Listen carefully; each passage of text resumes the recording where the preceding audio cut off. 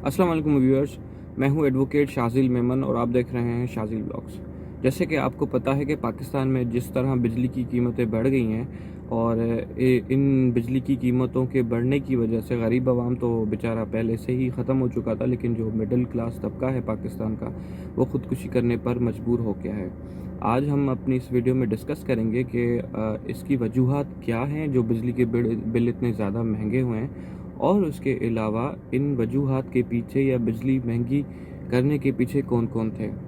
जैसे कि 2022 मार्च के महीने में मेरा बिजली का जो बिल आया था वो तकरीबन 900 यूनिट मैंने कुछ यूज़ किए थे, और 900 यूनिट्स का जो बिल आया था वो आया था 18,000 कुछ रुपए आया था। लेकिन इस बार 2023 में याद रखिएगा कि 2022 में इमरान खान की हुकूमत थी, और 2023 मार्च का जो बिल मेरा अभी आया है वो तकरीबन 40,000 प्लस समथिंग 40,000 से ज़्यादा है। यूनिट्स भी तकरीबन मैंने वही कंज्यूम किए 900 कुछ यूनिट्स। तो इसके पीछे क्या वजूहात हैं? हालांकि जो बिजली का यूनिट था वो मुझे 35 रुपीज़ पर यूनिट पड़ गया था 900 यूनिट्स के हिसाब से, और उसके अलावा इनकम टैक्स, फलाना टैक्स, ढिमकाना टैक्स, इतने ज़्यादा टैक्सेस लगा दिए, जनरल सेल्स टैक्स भी बढ़ गया। पहली बात तो मुझे ये समझ नहीं आ रहा कि इनकम टैक्स जो मुझे पे करना पड़ा था 7-8 हज़ार, तो इनकम टैक्स उसकी वजूहत क्या हैं, जबकि मैं फाइलर हूँ और मैं हर जगह पे टैक्स भी देता हूँ, इनडायरेक्टली भी टैक्स देता हूँ, डायरेक्टली भी देता हूँ, सेल्स टैक्स की शक्ल में, एडवांस टैक्स की शक्ल में। कुछ भी चीज़ें हम लोग ख़रीदते हैं तो हमें गवर्नमेंट को मैं पे करता हूँ, हम सब लोग पे करते हैं, यहाँ तक कि जो नॉन फाइलर्स हैं वो भी पे करते हैं एडवांस टैक्स की शक्ल में। जो एडवांस टैक्स होता है हालांकि वो रिफंडेबल होता है, लेकिन जो नॉन फाइलर होता है उसका रिफ़ंड नहीं होता।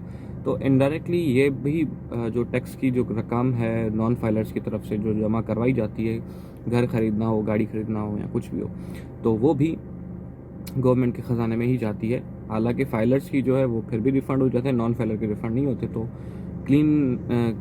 क्लीन तरीके से वो उनके पास, गवर्नमेंट के पास आ जाती है। तो हम आते हैं हमारे टॉपिक की तरफ कि बिजली के बिल जो हैं वो क्यों महंगे हुए हैं। सबसे पहले तो 2013 में ये जो सारा माजरा शुरू हुआ था वो 2008 के बाद शुरू हुआ था। जैसे कि 2008 में आपको पता है कि पाकिस्तान पीपल्स पार्टी की हुकूमत आई थी, और उस वक्त उस हुकूमत में 2008 में लोड शेडिंग आपको पता है ज़्यादा बढ़ गई थी। तो जब ये हुकूमत ख़त्म हुई 2013 में, तो 2013 में जो हुकूमत आई वो पाकिस्तान मुस्लिम लीग नून की है। उन्होंने वादा किया था पाकिस्तानी अवाम के साथ कि वो लोड शेडिंग ख़त्म कर देंगे। लेकिन अच्छा, मैं आपको सिचुएशन बता रहा हूँ कि 2013 में पाकिस्तान मुस्लिम लीग नून ने एक नहीं बहुत से मुआहदे किए, और वो इसी वजह से किए ताकि पाकिस्तान से लोड शेडिंग ख़त्म कर सकें। लेकिन उन मुआहदों से पहले पाकिस्तान की जो भी बिजली बनती थी वो तकरीबन 70 से 80% पाकिस्तान ख़ुद अपनी बिजली बनाता था। और उसके बाद 2013 में जो इन्होंने मुआहदे किए, तो पाकिस्तान की उस वक्त जो ज़रूरत थी, अच्छा मुआहदा क्या था? मुआहदा ये था कि इंटरनेशनल पावर प्लांट्स, जो आईपीपीज़ हम लोग कहते हैं, जो दूसरे मुल्क की कंपनीज़ हैं वो बिजली बनाती हैं और प्रोवाइड करके उन मुल्कों को देती हैं, और वो प्लांट्स उन्हीं मुल्कों में लगते हैं।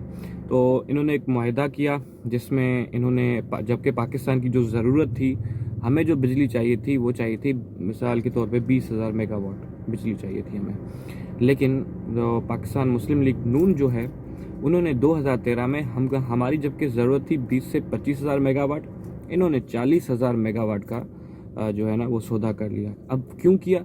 वो इस वजह से क्योंकि जितना बड़ा सौदा होगा उतना बड़ा ही कमीशन मिलेगा आप, और कमीशन ऐसे लीगल नहीं होते, डायरेक्टली नहीं होते। मिसाल के तौर पर मैं पाकिस्तान का हुक्मरान हूँ और मैं अच्छा आदमी नहीं हूँ, तो मैं जानबूझकर महंगे और बड़े जो मुआहदे इंटरनेशनल कंपनी से वो करूँगा मैं, और फिर उनकी किक्स बैक्स, उनकी कमीशन की शक्ल में मैं उनसे कहूँगा कि यार मेरी फ़लानी जगह पे, फ़लाने मुल्क में, दुबई में, बरतानिया में, कहीं भी मुझे ये प्रॉपर्टी एज ए कमीशन आप ख़रीद करके दें, उसकी ये कीमत होगी। तो पाकिस्तान में 2013 में भी कुछ ऐसा किया गया था। अब क्या है, अब हमारे जो मुआहदे हैं वो हमें तकरीबन 20 से 30 साल के लिए उन्होंने मुआहदे कर दिए थे, और 20 से 30 सालों तक हमें उन मुआहदों के पैसे एनी हाउ इनको हर साल पे करने हैं। अच्छा, मुआहदा भी एक निराला और अजीब व गरीब किस्म का हुआ था, किए गए थे कि भाई आप बिजली बना के देंगे हमें, हम आपको सालाना या हर महीने इतने इतने पैसे दे देंगे 40,000 की, जबकि हमारी ज़रूरत है 20,000। अब 20,000 तो हमने यूज़ कर लिया, लेकिन जो 20,000 है वो कम्प्लीटली ज़ाया हो जाएगा, तो एक्स्ट्रा जो 20,000 है उसका लोड भी हमें भरना पड़ रहा है। अच्छा, एक तो इतना ज़्यादा 20,000 जो एक्स्ट्रा हमें पड़ रहा है मेगावाट, उसका तो खर्चा, उसका जो भी कंपनसेशन होगा या उसकी जो भी पैसे होंगे, पेमेंट होगी, वो हमें भरनी पड़ रही है, वो भी उसका जो भी बर्डन है वो हमें उठाना पड़ रहा है। उसके अलावा 20,000 मेगावाट जो हम पे कर रहे हैं वो तो ठीक है, उसके अलावा जो बिना किसी कंफर्मेशन के या बिना किसी इन्वेस्टिगेशन के जो उस वक्त 2013 में सौदा जो रेट रखा गया था वही रेट है, रेट भी अब डॉलर के हिसाब से। अच्छा, सबसे मज़े की बात, इसमें एक और बड़ा ब्लंडर हमारे साथ किया गया था। ब्लंडर हमारे साथ ये किया गया था कि भाई जो भी इलेक्ट्रिसिटी आईपीपीज बनाएंगी उनको फ्यूल हम लोग अलग से प्रोवाइड करेंगे, और फ्यूल वो हमारे पैसों से ही होगा, मतलब गवर्नमेंट के पैसों से होगा, क्योंकि एट दी एंड जो बिजली के बिल आते हैं वो तो गवर्नमेंट हमसे लेती है, तो उसमें फ्यूल के प्राइस भी फ्यूल एडजस्टमेंट प्राइस के नाम से हमसे लेती है। अच्छा, जो फ्यूल है वो भी हम लोग डॉलर्स में ही लेते हैं। अब फ्यूल भी जो भी मतलब वो आईपीपीज पावर प्लांट जो हैं इंटरनेशनल, वो पाकिस्तान में हमें बना के दे रहे हैं, वो पावर प्लांट जो हैं वो हमें जो भी बिजली बेच रहे हैं या हमारी गवर्नमेंट को जो भी बेच रहे हैं वो विदाउट फ्यूल के, मतलब फ्यूल भी उनको हम लोग दे रहे हैं, वो भी खर्चा हमारा है, वो सिर्फ जनरेट करने के और बनाने की पैसे हमसे इतने ज़्यादा ले रहे हैं, तो फ्यूल जो है वो भी हम लोग डॉलर्स में लेते हैं। अब तीसरा बड़ा ब्लंडर ये है कि इंटरनेशनल जो पावर प्लांट्स हैं, जो आईपीपीज हैं, उनको होना चाहिए था जो पोर्ट से नज़दीक हमारे यहाँ पे, ताकि जो फ्यूल हम लोग बाहर से इंपोर्ट करेंगे उनको देने के लिए, तो उन्हीं फ्यूल्स का जो खर्चा होगा, किराया जो होगा, तो वो हमें कम पड़े, ताकि फ्यूल उन तक विद इन टाइम या शॉर्टली पहुँच सके। तो जितना किराया कम होगा उतना खर्चा भी कम होगा।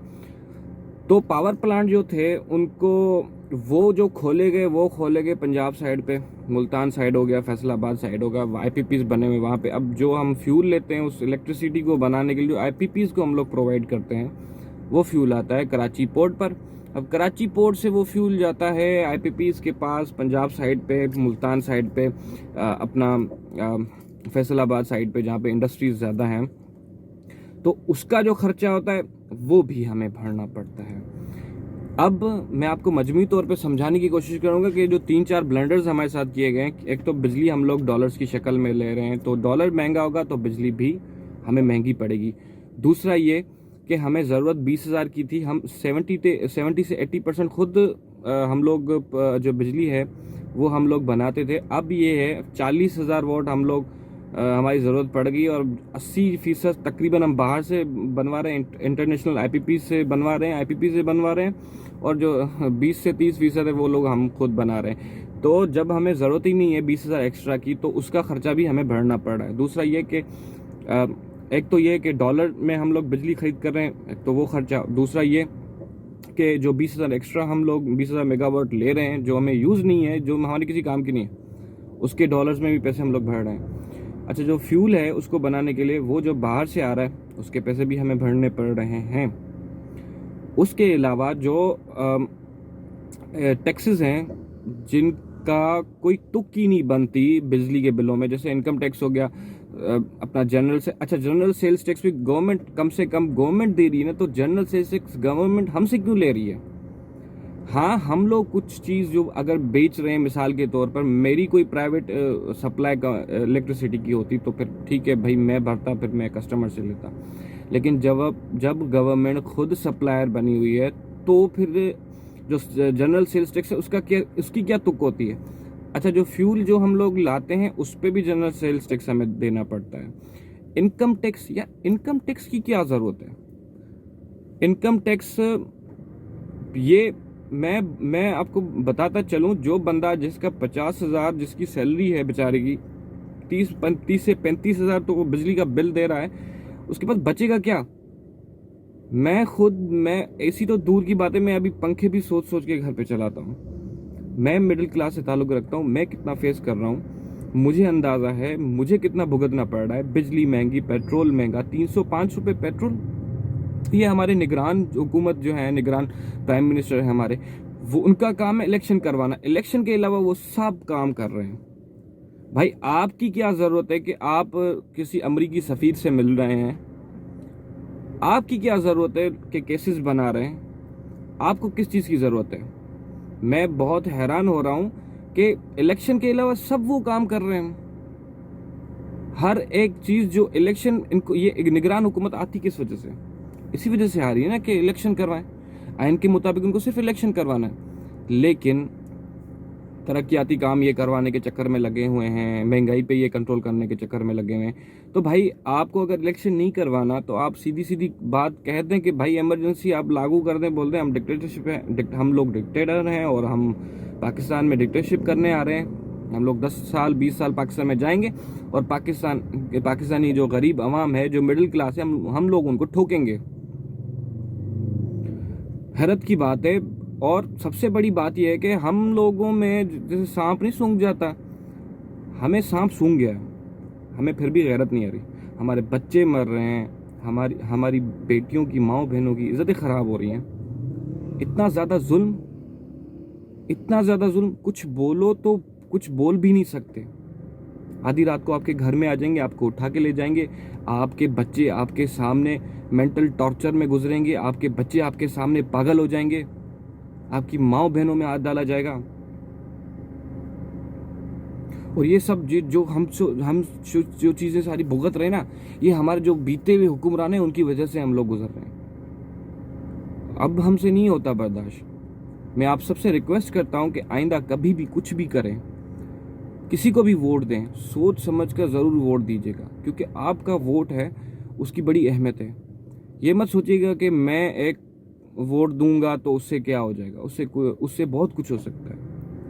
आप तब्दीली से स्टार्ट करेंगे ना, तो आप अगर जो भी मुझे सुन रहे हैं ना, आप में से 100 लोग सुनते हैं मुझे, 50 लोग सुनते हैं, 30 लोग सुनते हैं, तो एक एक करके वोट देगा ना, तो धीरे धीरे 30 हो जाएंगे। फिर आप आगे चल के उन लोगों को बताएंगे कि यार कुछ नहीं होता इनसे, ये आप समझ रहे ना कि सब लोग खाते हैं, सब लोग खाते हैं। भाई सबको नहीं खाना चाहिए, हक और सच की बात हमें करनी चाहिए, और ये हमारे लिए ज़रूरी है, ये हमारे ईमान का हिस्सा है।